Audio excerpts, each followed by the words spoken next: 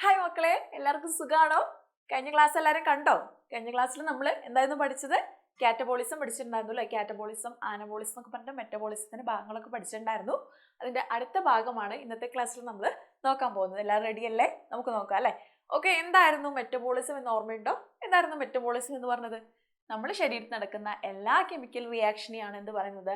Metabolism എന്ന് പറയുന്നത് അല്ലേ? നമ്മുടെ ശരീരത്തിൽ എന്തൊക്കെ കെമിക്കൽ റിയാക്ഷൻ നടക്കുന്നു അതിനെ മൊത്തത്തിൽ പറയുന്നതാണ് എന്ത്? മെറ്റബോളിസം. അതിനെ നമ്മൾ ആനബോളിസം എന്നും കാറ്റബോളിസം എന്നൊക്കെ തിരിച്ചു. അപ്പോൾ ഈ ഒരു മെറ്റബോളിസം നടക്കണമെങ്കിൽ നമ്മുടെ ശരീരത്തിൽ ഒരു രണ്ടാൾക്കാർ വേണം. ഏതൊക്കെയാണെന്നാണ് നോക്കുന്നത്. ആദ്യത്തെ എൻസൈമും ഹോർമോൺസും. എൻസൈമും ഹോർമോൺസും ആണ് ഈ ഒരു റിയാക്ഷൻ നടക്കണമെങ്കിൽ നമുക്ക് ശരീരത്തിൽ വേണ്ടത്. എൻസൈം എന്താ ചെയ്യുന്നതെന്ന് അറിയോ? ഒരു കെമിക്കൽ റിയാക്ഷൻ നടക്കുന്ന സമയത്ത് എൻസൈമിന്റെ ഡ്യൂട്ടി എന്താണെന്ന് അറിയാൻ പറ്റുമോ? നമ്മളൊക്കെ സ്കൂളിൽ പോകുന്നുണ്ട് അല്ലേ? നിങ്ങൾ ദിവസവും ഒരു കിലോമീറ്റർ നടന്ന് ഒരു അരമണിക്കൂർ വീതം നടന്നൊക്കെ, അല്ലെങ്കിൽ ഒരു 10-15 മിനിറ്റ് നടന്നിട്ടാണ് സ്കൂളിലേക്ക് എത്തിപ്പെടുന്നതെന്ന് വിചാരിക്കുക. എന്നും ഈ നടന്ന് തന്നെ പോകുന്നു, 1 മണിക്കൂറൊക്കെ നടന്നാണ് പോകുന്നതെന്നൊക്കെ വിചാരിക്കുക. ഒരു ദിവസം നിങ്ങൾക്ക് ഒരു വണ്ടി, ആരുടെങ്കിലും ഒരു വണ്ടി കിട്ടിയ സമയത്ത് നിങ്ങൾ ആ 1 മണിക്കൂർ ആ വണ്ടിയിൽ ആ സ്കൂളിൽ എത്തുന്ന സമയവും നിങ്ങൾ നടന്നു പോകുന്ന സമയവും ഒരുപോലെ ആയിരിക്കുമോ? നിങ്ങൾ 1 മണിക്കൂർ കൊണ്ടാണ് സ്കൂളിൽ എത്തുന്നതെങ്കിൽ ആ വണ്ടിയിൽ പോകുന്ന സമയത്ത് ഒരു 10-15 മിനിറ്റ് കൊണ്ട് എത്തും അല്ലേ? ഇത് ഈ പ്രോസസ്സ് ആ വണ്ടി എന്താണോ ചെയ്യുന്നത് അത് തന്നെയാണ് എൻസൈം ചെയ്യുന്നത്. ഒരു കെമിക്കൽ റിയാക്ഷൻ നടക്കുന്ന സമയത്ത് അതിൻ്റെ സ്പീഡ് കൂട്ടുക എന്നതാണ് എൻസൈമിൻ്റെ ധർമ്മം കേട്ടോ. അപ്പോൾ ഒരു കെമിക്കൽ റിയാക്ഷൻ നടക്കാൻ കുറച്ച് സമയങ്ങളും കാര്യങ്ങളൊക്കെ എടുക്കും. പക്ഷേ എൻസൈമിൻ്റെ പ്രസൻസ് ഉണ്ടെങ്കിൽ അത് ഫാസ്റ്റ് ആയിട്ട് അങ്ങോട്ട് നടക്കും. അപ്പോൾ എൻസൈംസിന് മനസ്സിലായോ? എൻസൈംസ് ഇമ്പോർട്ടൻ്റ് ആണ് നമ്മളൊരു കെമിക്കൽ റിയാക്ഷൻ നടക്കുന്ന സമയത്ത്. ഓക്കെ, ഇനി നമുക്ക് ഏതൊക്കെ എൻസൈംസ് ഉണ്ട് നോക്കാം. നമ്മളെ സലൈവ, ഉമിനീരിൽ ഏതാ? സലൈവറി അമിലേസ് ഉണ്ട് കേട്ടോ. നമ്മളുടെ ഉമിനീരിലുള്ളതാണ് സലൈവറി അമിലേസ്. നമ്മളെ ഗ്യാസ്ട്രിക് ജ്യൂസ്, ആമാശയത്തിലുള്ളതാണ് പെപ്സിൻ എന്ന് പറയുന്ന എൻസൈം. ഇത് അതിൻ്റെതായ ഫാസ്റ്റ് ഓരോ കെമിക്കൽ റിയാക്ഷനും സ്പീഡ് കൂട്ടുകയാണ് ഇവർ ചെയ്യുന്നത്. ഇനി നമുക്ക് ഹോർമോൺസിലേക്ക് പോവാം. ഹോർമോൺസ് എന്താ ചെയ്യുന്നത്? നമുക്കൊക്കെ ഒരു 10, 11, 12 വയസ്സാകുമ്പോഴത്തേക്കും ബോഡി മൊത്തത്തിലൊരു ചേഞ്ച് വരും അല്ലേ? ആൺകുട്ടികൾക്കാണെങ്കിൽ സൗണ്ടൊക്കെ ഒന്ന് മാറും, മീശയൊക്കെ വരും. പെൺകുട്ടികൾക്കാണെങ്കിൽ ബോഡിയിൽ വല്ലാത്തൊരു ചേഞ്ചൊക്കെ സംഭവിക്കും, മെൻസ്ട്രേഷനൊക്കെ സ്റ്റാർട്ട് ചെയ്യും അല്ലേ? ഇതൊക്കെ ഒരു ഹോർമോൺ പ്രൊഡക്ഷൻ്റെ ഫലമായിട്ട് ഉണ്ടാവുന്ന ഒരു മാറ്റമാണ്. ഈ ഹോർമോൺ എന്ന് പറയുന്നത് ഏത് ഗ്ലാൻഡാ പ്രൊഡ്യൂസ് ചെയ്യുന്നത് അറിയോ? നമ്മളെ ശരീരത്തിലുള്ള എൻഡോക്രൈൻ ഗ്ലാൻഡ്സ് ആണ് ഈ ഹോർമോൺസ് പ്രൊഡ്യൂസ് ചെയ്യുന്നത്. എൻഡോക്രൈൻ ഗ്ലാൻഡ്സ് അഥവാ അന്തസ്രാവി ഗ്രന്ഥി. ഈ ഒരു ഗ്രന്ഥിക്ക് ഒരു പ്രത്യേകതയുണ്ട്. ഇത് ഡക്റ്റിലസ് ആണ്, ഇത് കുഴലില്ല. അതൊക്കെ എൻഡോക്രൈൻ ഇങ്ങനെ ഹോർമോണിനെ പ്രൊഡ്യൂസ് ചെയ്യുന്നുള്ളൂ. പക്ഷേ ഈ ഹോർമോണിന് ഒഴുകി പോകാൻ വേണ്ടിയിട്ട് ഡക്റ്റുകളില്ല, പ്രത്യേക കുഴലുകളൊന്നും നമ്മുടെ ശരീരത്തിലില്ല. അതുകൊണ്ട് തന്നെ അത് ബ്ലഡിൽ ചേർന്നിട്ടാണ് എവിടെ എത്തുന്നത്? എവിടെയാണോ ഹോർമോൺ എത്തേണ്ടത് ആ സ്ഥലത്ത് കറക്റ്റായിട്ട് എത്തുന്നത് ബ്ലഡിലൂടെയാണ്. കറക്റ്റ് സ്ഥലത്തേക്ക് അത് എത്തിച്ചേരുന്നത്. ഓക്കെ, അപ്പോൾ ഏതൊക്കെ ഹോർമോൺസ് ഉണ്ട്? നമ്മൾ ഏകദേശം ഒരു 10-15 വയസ്സാകുമ്പോഴത്തേക്കും നമ്മളിൽ മാറ്റം വരും. പുരുഷന്മാരിലാണെങ്കിൽ, ആൺകുട്ടികളിലാണെങ്കിൽ ടെസ്റ്റോസ്റ്ററോൺ എന്ന് പറഞ്ഞ ഹോർമോൺ പ്രൊഡ്യൂസ് ചെയ്യും. പെൺകുട്ടികളിലാണെങ്കിൽ ഈസ്ട്രജനും പ്രൊജസ്ട്രോണൊക്കെ പ്രൊഡ്യൂസ് ചെയ്യും. അതിൻ്റെ ഫലമായിട്ടാണ് നമ്മുടെ ബോഡിക്ക് നല്ല ചേഞ്ച് സംഭവിക്കുന്നത്. അപ്പോൾ നമ്മളെ മെറ്റബോളിസം എന്നൊരു ആക്ടിവിറ്റിക്ക് സഹായിക്കുന്ന 2 പേരാണ് എൻസൈംസും ഹോർമോൺസും. അതാണ് ഇവിടെ കൊടുത്തിരിക്കുന്നത്. എൻസൈംസും ഹോർമോൺസും ഉണ്ട് കേട്ടോ. Enzymes and hormones. ഓക്കെ, ആരാണ് പ്രൊഡ്യൂസ് ചെയ്യുന്നത്? ഹോർമോൺ പ്രൊഡ്യൂസ് ചെയ്യുന്നത് എൻഡോക്രൈൻ ഗ്ലാൻഡ്സ് ആണ്. എക്സാമ്പിൾ ഇവിടെ കൊടുത്തിട്ടുണ്ട് കേട്ടോ. ടെസ്റ്റോസ്റ്ററോണും ടെസ്റ്റോസ്റ്ററോൺ കൊടുത്തിട്ടുണ്ട്, ഈസ്ട്രജൻ, പ്രൊജസ്ട്രോൺ ഒക്കെ കൃത്യമായിട്ട് കൊടുത്തിട്ടുണ്ട്. സലൈവയിലുള്ളത് സലൈവറി അമിലേസ്, പെപ്സിൻ ഇവിടെ കാണപ്പെടുന്നത് ഗ്യാസ്ട്രിക് ജ്യൂസിൽ. ഓക്കെ, ഇനി നമ്മൾ ഈ അകത്തൊക്കെ എൻസൈമും എന്തൊക്കെയുണ്ട്? കെമിക്കൽ റിയാക്ഷൻ നടത്താൻ വേണ്ടിയിട്ട് അകത്ത് ആരൊക്കെയുണ്ട്? എൻസൈം ഉണ്ട്, ഹോർമോൺസ് ഒക്കെ ഉണ്ട്. പക്ഷേങ്കിൽ നമുക്ക് ആവശ്യമായ ന്യൂട്രിയൻസ്, വൈറ്റമിൻസ്, മിനറൽസ് അത്തരമുള്ള കാര്യങ്ങളൊക്കെ പുറത്തു നിന്ന് നമ്മുടെ ശരീരത്തിലേക്ക് എത്തണം. അതായത് എക്സ്റ്റേണൽ എൻവയോൺമെൻറ്റിൽ നിന്ന് ശരീരത്തിൻ്റെ ഉള്ളിലേക്ക് ഈ മെറ്റബോളിക് ആക്ടിവിറ്റി ഒക്കെ നടക്കണമെങ്കിൽ എത്തിച്ചേരണം. അപ്പോൾ അതെങ്ങനെയാണ് എത്തിച്ചേരുന്നത്?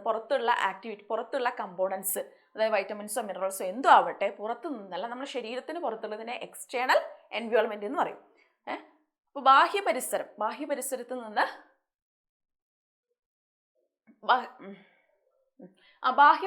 ബാഹ്യപരിസരത്ത് നിന്ന് എന്തൊക്കെ സാധനങ്ങൾ എങ്ങനെയാണ് ശരീരത്തിൻ്റെ ഉള്ളിലേക്ക് എത്തുന്നതെന്നാണ് ഇനി നോക്കാൻ പോകുന്നത്. അപ്പോൾ ആദ്യമായിട്ട് നമുക്ക് ഒരു യൂണിസെല്ലുലാർ ഓർഗാനിസമായ അമീബ. എന്താ യൂണിസെല്ലുലാർ ഓർഗാനിസം അല്ലേ? നമുക്ക് യൂണിസെല്ലുലാർ ഓർഗാനിസം എന്ന് വെച്ചാൽ ഏകകോശ ജീവിയാണെന്ന് നമുക്കറിയാം. പിന്നെ അത് മൈക്രോസ്കോപ്പിക് പാർട്ടിക്കിളാണ് അല്ലേ? മൈക്രോസ്കോപ്പിലൂടെ മാത്രമേ അത് കാണാൻ പറ്റുള്ളൂ. നേക്കിടെ കൈ കൊണ്ട് കാണാൻ പറ്റുമോ? നമുക്കിങ്ങനെ വെറുതെ പോയിട്ട് ഇങ്ങനെ അമീബനെ നോക്കാൻ പറ്റുമോ? ഒരിക്കലും പറ്റില്ല. അപ്പോൾ യൂണിസെല്ലുലാർ ഓർഗാനിസമായ അമീബന്റെ കേസാണ് ആദ്യം പറയുന്നത്. അമീബയ്ക്ക് പ്രത്യേകിച്ച് ശരീരഭാഗങ്ങളൊന്നുമില്ല, ഒരു സെൽ മെംബ്രെയിൻ, സൈറ്റോപ്ലാസം, ന്യൂക്ലിയസ് ഒക്കെയാണ് ഉള്ളത്. അപ്പോൾ അമീബ കൃത്യമായിട്ട് എന്ത് ചെയ്യും? അമീബയുടെ സെൽ മെംബ്രെയിനിൽ കൂടി പുറത്തുള്ള പാർട്ടിക്കിൾസ് ഉള്ളിലേക്ക് കിടക്കും. അമീബയുടെ സെൽ മെംബ്രെയിനിൽ കൂടി പുറത്തുള്ള പാർട്ടിക്കിൾസ് ഉള്ളിലേക്ക് കടന്ന് സൈറ്റോപ്ലാസത്തിലേക്ക് എത്തിച്ചേരുകയാണ് ചെയ്യുന്നത്. ഏത് ഭാഗത്ത് കൂടിയും കടക്കാം. ശരി, സെൽ മെംബ്രെയിനിലൂടെ അല്ലെങ്കിൽ കോശസ്തരത്തിലൂടെ എക്സ്റ്റേണൽ എൻവയോൺമെന്റിലുള്ള ഫാക്ടേഴ്സ് ഉള്ളിലേക്ക് കയറുകയാണ് അമീബേന്റെ കേസിൽ ചെയ്യുന്നത്. ഇനി നമ്മളെ കേസ് ആനിമൽസിന്റെ കേസിൽ, ആനിമൽസിന് എന്താ യൂണിസെല്ലുലാർ ഓർഗാനിസം ആണല്ല, മൾട്ടി സെല്ലുലാർ ഓർഗാനിസം അല്ലേ. ആനിമൽസിന് ഒരുപാട് സെൽസ് ഇങ്ങനെ അറേഞ്ച് ചെയ്തിട്ടുണ്ടാവും. ഈ സെൽസിന്റെ ഇടയിൽ ഒരു ഫ്ലൂയിഡ് ഉണ്ട്. നമുക്ക് ഒരുപാട് സെൽസ് ഉണ്ട്, ഓരോ സെല്ലിന്റെ ഇടയിൽ നമുക്ക് കുറച്ച് ഫ്ലൂയിഡ്സ് ഉണ്ട്. ആ ഫ്ലൂയിഡിന് പറയുന്ന പേരാണ് എക്സ്ട്രാ സെല്ലുലാർ ഫ്ലൂയിഡ് അഥവാ കോശങ്ങൾക്കിടയിലുള്ള സ്രവം അല്ലെ ദ്രവം എന്നാണ് പറയുക. കോശങ്ങൾക്കിടയിലുള്ള ദ്രവം അല്ലെങ്കിൽ എക്സ്ട്രാ സെല്ലുലാർ ഫ്ലൂയിഡ് എന്ന് അറിയപ്പെടുന്നുണ്ട്. ഓക്കെ, അപ്പൊ ആദ്യം എന്ത് ചെയ്യും? ഈ പുറത്തുനിന്നുള്ള പാർട്ടിക്കിൾസ് എക്സ്ട്രാ സെല്ലുലാർ ഫ്ലൂയിഡിലേക്ക് കയറും. ഇതാണ് എക്സ്ട്രാ സെല്ലുലാർ ഫ്ലൂയിഡ്. അപ്പോൾ പുറത്തുനിന്നുള്ള പാർട്ടിക്കിൾസ് ആദ്യം എക്സ്ട്രാ സെല്ലുലാർ ഫ്ലൂയിഡിലേക്ക് കയറും. അവിടെ നിന്ന് സെൽ മെംബ്രെയിൻ വഴി എവിടെ എത്തും? സൈറ്റോപ്ലാസത്തിലേക്ക് എത്തിച്ചേരും. ഓക്കെ, ആദ്യം എവിടെ എത്തും? എക്സ്ട്രാ സെല്ലുലാർ ഫ്ലൂയിഡിലേക്ക് എത്തും. അവിടെ നിന്ന് സെൽ മെംബ്രെയിൻ വഴി എവിടെ എത്തും? സൈറ്റോപ്ലാസത്തിലേക്ക് എത്തും. അതായത് കോശങ്ങൾക്കിടയിലുള്ള ദ്രവത്തിലേക്ക് ആദ്യം കയറി ചെല്ലുകയോ അവിടുത്തെ കോശസ്തരത്ത് നിന്ന് എവിടെ എത്തും? കോശദ്രവ്യത്തിലേക്ക് കടക്കുകയാണ് ഇവർ ചെയ്യുന്നത് ആനിമൽസിന്റെ കേസിൽ. ഇനി പ്ലാന്റ്സിന്റെ കേസ് പറഞ്ഞിട്ടുണ്ടെങ്കിൽ പ്ലാന്റ്സിന് എന്താ 3 ടൈപ്പ് ഉണ്ട്. 3 രീതിയിൽ കയറാം. ഒന്നില്ലെങ്കിൽ സെൽവാള് അല്ലെങ്കിൽ കോശവിത്തിയിലൂടെ കയറാം. സെൽവാള് അല്ലെങ്കിൽ കോശവിത്തിയിലൂടെ കയറാം. അല്ലെങ്കിൽ ഈ കോശങ്ങൾക്കിടയിൽ കുറച്ച് സ്പേസ് ഉണ്ട്, ആ സ്പേസിലൂടെയും കയറാം ഒന്നാമത്തെ കേസിൽ. രണ്ടാമത്തെ കേസിൽ ഈ പ്ലാന്റ്സിന്റെ പ്രത്യേകതയുണ്ട്, 2 കോശങ്ങൾ ഇങ്ങനെ ജോയിന്റ് ആയിട്ടാണ് കാണാം. ചില ബന്ധപ്പെട്ടിരിക്കും, കോശങ്ങൾ തമ്മിൽ ഇങ്ങനെ കണക്റ്റ് ആയിരിക്കും. ആ പരസ്പരം സെല്ലുകൾ തമ്മിൽ കണക്റ്റ് ആവുന്ന ഒരു ഭാഗത്തിന് പറയുന്ന പേരാണ് പ്ലാസ്മോഡെസ്മേറ്റ. പറയുന്ന പേരാണ് പ്ലാസ്മോഡെസ്മേറ്റ. ആ പ്ലാസ്മോഡെസ്മേറ്റ വഴിയും എന്ത് കയറാം? പുറത്തുനിന്നുള്ള പാർട്ടിക്കിൾസ് കയറാം, പ്ലാന്റ്സിലേക്ക് കയറാം. ഏത് വഴി? സെൽവാൾ കൂടെ വരാം, അല്ലെങ്കിൽ ഇടയ്ക്കുള്ള സെല്ലുകൾക്കിടയിലുള്ള സ്പേസിലൂടെ വരാം, അല്ലെങ്കിൽ പ്ലാസ്മോഡെസ്മേറ്റ വഴി കയറാം. ലാസ്റ്റ് ആയിട്ട് ഇതിൽ കൂടെ കയറാം പ്ലാസ്മ മെംബ്രെയിൻ അല്ലെങ്കിൽ സെൽ മെംബ്രെയിനിൽ കൂടെയും കയറാം. അപ്പം പുറത്തുനിന്നുള്ള എക്സ്റ്റേണൽ ആയിട്ടുള്ള ഫാക്ടേഴ്സ്, കമ്പോണൻസ്, നമ്മുടെ ശരീരത്തിന് ആവശ്യമായ കമ്പോണൻസ് ഏതൊക്കെ രീതിയിലാണ് പ്ലാന്റ്സിലും ആനിമൽസിലും യൂണിസെല്ലുലാർ ഓർഗാനിസത്തിലൊക്കെ കയറുന്നതെന്ന് മനസ്സിലായല്ലോ. അമീബയിൽ വ്യത്യാസമാണ്. അമീബയിൽ കയറുന്ന പോലെയാണ് ആനിമൽസിലല്ല, പലതിലും പല വ്യത്യാസമാണ്. അമീബയിൽ ആകെ എന്താ സെൽ മെംബ്രെയിൻ മാത്രമേ ഉള്ളത് കൊണ്ട് സെൽ മെംബ്രെയിനിൽ കൂടെ തന്നെ തിരിച്ച് കയറാവുന്നതാണ്. ദെൻ പ്ലാന്റ്സിന്റെ കേസിൽ 3 ടൈപ്പ് ഉണ്ട്, ഓർത്ത് വെക്കുക. ഈ ഒരു പിക്ചർ തന്നിട്ട് ചിലപ്പോൾ നിങ്ങളോട് ചോദിക്കാൻ സാധ്യതയുണ്ട്. എക്സ്റ്റേണൽ എൻവയോൺമെന്റിലെ ഫാക്ടേഴ്സ് എങ്ങനെയാണ് ഉള്ളിലേക്ക് കയറി ചെല്ലുന്നത്? പ്ലാന്റ്സിന്റെ കേസ് അല്ലെ ആനിമൽസിന്റെ കേസോ അല്ലെ അമീബന്റെ കേസോ ചോദിക്കാം. ഓക്കെ, ഇനി അടുത്ത ഭാഗത്തിലേക്ക് പോവാം. ഇത് മലയാളംകാർക്കുള്ള നോട്ട് ഉണ്ട്. എങ്ങനെയാണ് ഏകകോശ ജീവികളിൽ ബാഹ്യ പരിസരത്ത് നിന്ന് എങ്ങനെയാണ് കയറുന്നത്, എങ്ങനെയാ കോശസ്തരത്തിലൂടെ കോശദ്രവ്യത്തിലേക്ക് എത്തിച്ചേരുന്നു എന്ന രീതിയിലൊക്കെ പറയുന്നുണ്ട്. ഇനി നമ്മൾ നോക്കാൻ പോകുന്നത് ഹോമിയോസ്റ്റാസിസ് ആണ്. ഹോമിയോസ്റ്റാസിസ് സിമ്പിളാണ്, പക്ഷെ എപ്പോഴും എക്സാമിന് ചോദിക്കുന്ന ഒരു വാക്കുമാണ്. നമ്മൾ നേരത്തെ പറഞ്ഞു 2 സെല്ലുകൾക്കിടയിൽ അല്ലേ, നമ്മളെയൊക്കെ സെല്ലുകൾക്കിടയിൽ എന്തുണ്ട്? ഒരു ഫ്ലൂയിഡ് ഉണ്ട് എന്ന് പറഞ്ഞു അല്ലേ. സെല്ലുകൾക്കിടയിൽ ഫ്ലൂയിഡ് ഉണ്ട്. ആ ഫ്ലൂയിഡിന്റെ പേരെന്താ പറഞ്ഞത്? എക്സ്ട്രാ സെല്ലുലാർ ഫ്ലൂയിഡ് അല്ലെങ്കിൽ കോശങ്ങൾക്കിടയിലുള്ള ദ്രവം എന്ന് നമ്മൾ പറഞ്ഞു. അപ്പോൾ ആ എക്സ്ട്രാ സെല്ലുലാർ ഫ്ലൂയിഡിൽ ഒരുപാട് കമ്പോണൻസ് ഉണ്ട്. സോഡിയം, പൊട്ടാസ്യം, കാൽസ്യം എന്നൊക്കെ തുടങ്ങിയ ഒരുപാട് കമ്പോണൻസ്, നമ്മുടെ ശരീരത്തിന് ആവശ്യമായ എല്ലാവിധ കമ്പോണൻസും അവിടെ കാണപ്പെടുന്നുണ്ട്. ആ കമ്പോണൻസ് കൂടാനോ കുറയാനോ പാടില്ല. കറക്റ്റ് ലെവലിൽ അത് മെയിൻറ്റെയിൻ ചെയ്ത് പോകണം. അത് കറക്റ്റ് ലെവലിൽ മെയിൻറ്റെയിൻ ചെയ്ത് പോകുന്നതിന് പറയുന്ന പേരാണ് ഹോമിയോസ്റ്റാസിസ് എന്ന്. കറക്റ്റ് ലെവലിൽ അത് മെയിൻറ്റെയിൻ ചെയ്ത് പോകുന്നതിനെ ഹോമിയോസ്റ്റാസിസ് അല്ലെങ്കിൽ ആന്തര സമസ്ഥിതി പാലനം എന്ന് പറയും. ആന്തര സമസ്ഥിതി പാലനം എന്നും പറയും. ഓക്കെ, അപ്പം അത് കറക്റ്റ് ഓർഡർ, അത് കറക്റ്റ് ആയിട്ടില്ലെങ്കിൽ, ആ മിനറൽസും ഇതും കറക്റ്റ് ആയിട്ടില്ലെങ്കിൽ നമ്മുടെ ശരീരത്തിലെ മെറ്റബോളിക് ആക്ടിവിറ്റി ഒക്കെ തകരാറിലാവും. കറക്റ്റായിട്ട് മെറ്റബോളിക് ആക്ടിവിറ്റി ഒന്നും നടക്കുകയില്ല. നമ്മൾ ചിലപ്പം മരിച്ചു വരെ പോകാനുള്ള സാധ്യതയുണ്ട്. അപ്പം അത്രയും ഇമ്പോർട്ടൻ്റ് ആണ് എക്സ്ട്രാ സെല്ലുലാർ ഫ്ലൂയിഡിലെ ഓരോ കമ്പോണൻസും കറക്റ്റ് ലെവലിൽ കോൺസ്റ്റൻ്റ് ആയിട്ട് തന്നെ മെയിൻറ്റെയിൻ ചെയ്ത് പോകണം. അതിനെയാണ് എന്ത് പറയുന്നത്? ഹോമിയോസ്റ്റാസിസ്. ഓക്കെ,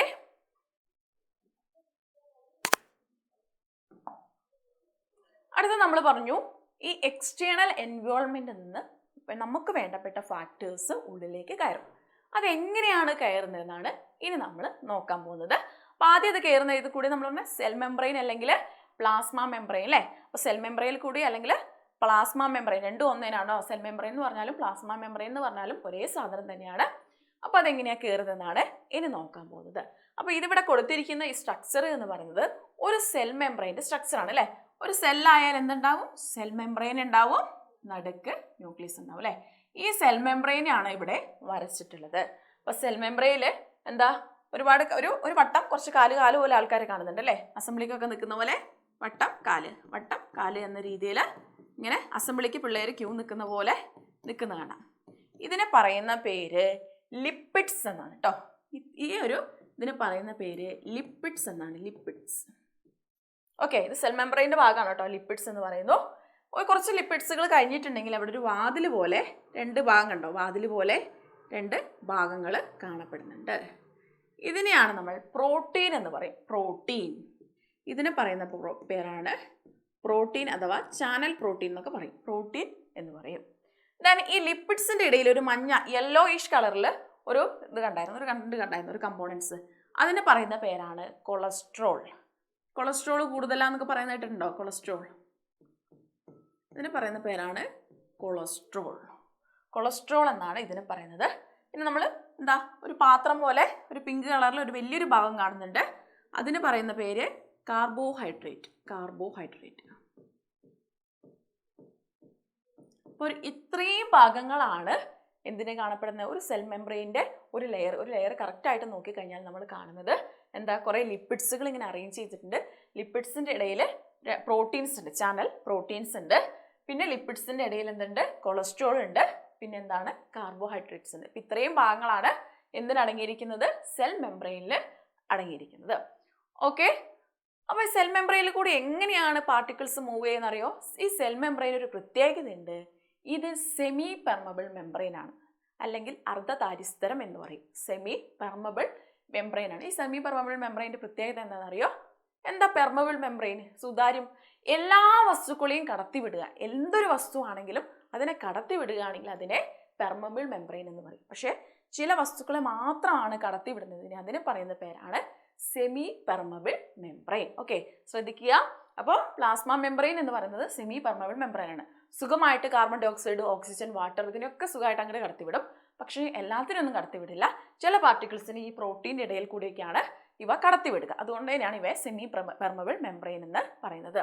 അപ്പോൾ നമ്മൾ ഒരൊറ്റ സ്ലൈഡിൽ നമുക്കിവിടെ പഠിക്കാനുള്ള എങ്ങനെയാണ് പാർട്ടിക്കിൾസിനെ കടത്തിവിടുന്നത്, അതിന് പറയുന്ന പേരൊക്കെ എന്തൊക്കെയാണെന്ന് ഒരൊറ്റ സ്ലൈഡിലൂടെ നമുക്ക് സിമ്പിളായിട്ട് തന്നെ പഠിച്ചു പോവാം. അപ്പോൾ ഈ ഒരു പിക്ചർ നിങ്ങളെ മനസ്സിലുണ്ടാവണം. ഇത് അടയാളപ്പെടുത്താൻ എക്സാമിന് ചോദിക്കുന്നതാണ്. ഈ ഒരു പിക്ചർ തന്നാൽ ഇത് എന്താണ്, സെൽ മെംബ്രെയിൻ അല്ലെങ്കിൽ പ്ലാസ്മ മെംബ്രെയിൻ ആണ്. ലിപ്പിഡ് ഉണ്ട്, അവിടെ പ്രോട്ടീൻ ഉണ്ട്, പിന്നെ എന്തൊക്കെയുണ്ട്, കാർബോഹൈഡ്രേറ്റ്സ് ഉണ്ട്, കൊളസ്ട്രോൾ ഉണ്ട് എന്ന കാര്യങ്ങളൊക്കെ ഓർത്ത് വെച്ച് വെക്കുക. ഓക്കെ, അപ്പോൾ നമുക്കിതിൻ്റെ ഫ്ലോ പഠിക്കാം. ഇപ്പോൾ ഒരു ഫീൽഡാണെന്ന് വിചാരിക്കുക. ഇവിടെ കുറേ പാർട്ടിക്കിൾസ് നിൽക്കുകയാണ്, കുറേ അധികം പാർട്ടിക്കിൾസ് ഇവിടെ നിൽക്കുകയാണ്. ഒരുപാട് പാർട്ടിക്കിൾസ് ഉണ്ട്. ഇവിടെ ഇപ്പുറത്തെ സൈഡ് നോക്കുന്ന സമയത്ത് ഒരു 3-4 ഒക്കെ കാണുന്നുള്ളൂ. നമ്മളിപ്പം ഒരു ഗ്രൗണ്ട് അല്ലെങ്കിൽ ഏതെങ്കിലും ഒരു സ്ഥലത്ത് പോയി, ഒരു പ്ലെയിൻ ആയിട്ടുള്ള ഒരു സ്ഥലത്ത് പോയി നിൽക്കുകയാണ്.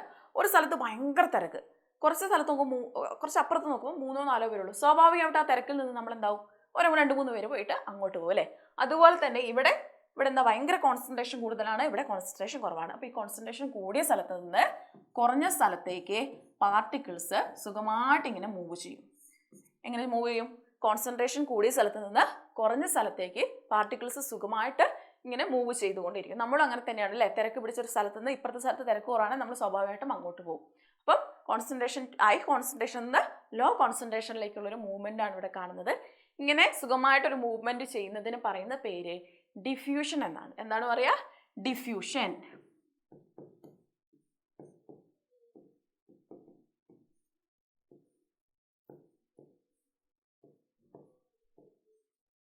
ഈ ഒരു പ്രോസസ്സിന് പറയുന്ന പേരാണ് ഡിഫ്യൂഷൻ.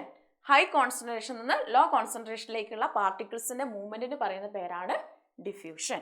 ഇത് നമ്മൾ അടുത്ത് നോക്കാൻ പോകുന്നു. അടുത്തത് ഒരു ഫീൽഡ് ഉണ്ട്. അവിടെ മേലെ ഒരുപാട് പാർട്ടിക്കിൾസ് ഉണ്ട്, താഴെ പാർട്ടിക്കിളിന്റെ എണ്ണം കുറവാണ്. ഓക്കെ, മേലത്തെ അപേക്ഷിച്ച് മേലെ ഹൈ കോൺസെൻട്രേഷനിലാണ് പാർട്ടിക്കിൾ ഉള്ളത്, താഴെ ലോ കോൺസെൻട്രേഷൻ ആണ്. പക്ഷെ ഇവിടെ ചെയ്ത പോലെ ഇഷ്ടമുള്ള വഴിയിലോ ഇഷ്ടത്തോടെ ഇങ്ങനെ മൂവ് ചെയ്യാൻ ഇവിടെ പറ്റില്ല. ഇവിടെ ഒരു വാതിൽ പോലെ ഒരാളുണ്ട്, ഒരു വാതിലുണ്ട്, ഒരു റൂമിലാണെന്ന് വിചാരിക്കുക. ഒരു റൂമിൽ ഒരുപാട് പേര് അടച്ചിട്ടാണ്. അപ്പോൾ കുറച്ച് പേർക്ക് പുറത്ത് പോകണമെങ്കിൽ സ്വാഭാവികമായിട്ട് വാതിൽ കൂടെ മാത്രമേ കടന്നു പോകാൻ പറ്റുള്ളൂ. അതുപോലെ ഇവിടെ ഒരു വാതിൽ പോലെ ഒരു സാധനമുണ്ട്. ഇവിടെ ഒരു വാതിൽ പോലെ ഒരു സാധനമുണ്ട്. ഇതിന് പറയുന്ന പേരാണ് പ്രോട്ടീൻ, ചാനൽ പ്രോട്ടീൻ.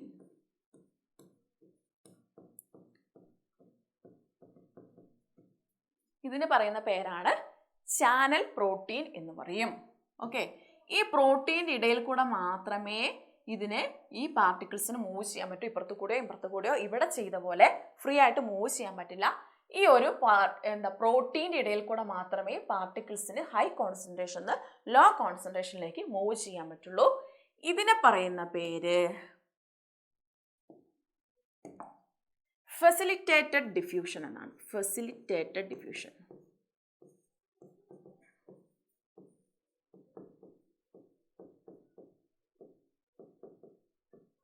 ഇതിനെ പറയുന്ന പേരാണ് ഫെസിലിറ്റേറ്റഡ് ഡിഫ്യൂഷൻ. ഓക്കെ, ഇത് വ്യത്യാസം മനസ്സിലാക്കണം. ഇത് നമ്മൾ ഇഷ്ടത്തിനനുസരിച്ച് low concentration high concentration low കോൺസെൻട്രേഷനിലേക്ക് മൂവ് ചെയ്യാം. അതിനെ പറയുന്ന ഇതാണ് ഡിഫ്യൂഷൻ എന്ന് പറയുന്നത്. എന്നാൽ ഇവിടെ ഫെസിലിറ്റേറ്റഡ് ഡിഫ്യൂഷൻ എന്താ പറയുന്നത്? നമുക്ക് ഇഷ്ടംപോലെ മൂവ് ചെയ്യാൻ പറ്റുമോ? നമ്മൾ റൂമിലാകുമ്പോൾ അവിടെ തിരക്കാണെങ്കിൽ സ്വാഭാവികമായിട്ടും ആ ഒരു വാതിൽ കൂടെ മാത്രമേ നമുക്ക് മൂവ് ചെയ്യാൻ പറ്റുള്ളൂ അല്ലേ? അതുപോലെ തന്നെ പാർട്ടിക്കിൾസിന് ഇവിടെ എന്തുണ്ട്? പ്രോട്ടീൻ ഉണ്ട് അല്ലേ? പ്രോട്ടീൻസിന്റെ ഒരു ചാനൽ ഉണ്ട്, ഒരു വഴിയുണ്ട്. അതിൽ കൂടെ മാത്രമേ പതുക്കെ താഴേക്ക് മൂവ് ചെയ്യാൻ പറ്റുള്ളൂ. അതിനെ പറയുന്ന പേരാണ് ഫെസിലിറ്റേറ്റഡ് ഡിഫ്യൂഷൻ എന്ന് പറയുന്നത്. ഓക്കെ, ഇനി അടുത്തത്